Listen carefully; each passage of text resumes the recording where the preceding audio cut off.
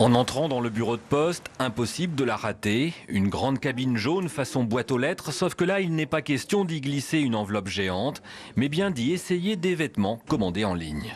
C'est une cabine qui est, vous allez voir, relativement grande, puisque du coup, elle est accessible aux personnes à mobilité réduite. Donc, il y a un miroir et une chaise pour pouvoir s'asseoir. Si l'achat ne convient pas, le retour à l'envoyeur peut se faire aussitôt. Un nouveau service expérimenté à Lannion pour 2 raisons.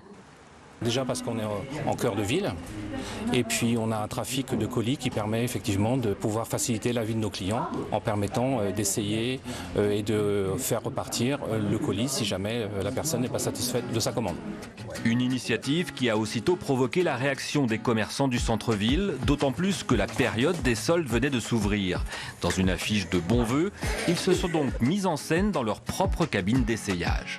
J'ai pris mon téléphone, je suis allée prendre les commerçants ou les employés et puis j'ai passé un bon moment à faire mon montage et ça s'est fait comme ça. Après le texte est parlant, choisissez nos cabines d'essayage, c'est plus tranquille, il n'y a pas de frais, il n'y a pas de timbre parce que nous c'est le conseil, c'est important et l'accueil et le sourire, voilà c'est ça. Derrière l'humour se pose la question de la pertinence de cette diversification des services proposés désormais par la Poste. Demain, par exemple, la Poste peut aussi installer des plaques de cuisson. Je vends des poêles, je vends des ustensiles de cuisine. Elle peut mettre des plaques de cuisson pour que les clients testent. Ça peut aussi être un de leurs services proposés. L'État subventionne beaucoup la revitalisation des centres-villes en y mettant des millions d'euros. Et là, on a la Poste, en partie qui dépend de l'État, qui, elle, vient favoriser les ventes Internet. Donc là, nous, on y trouve une contradiction financière, une contradiction morale.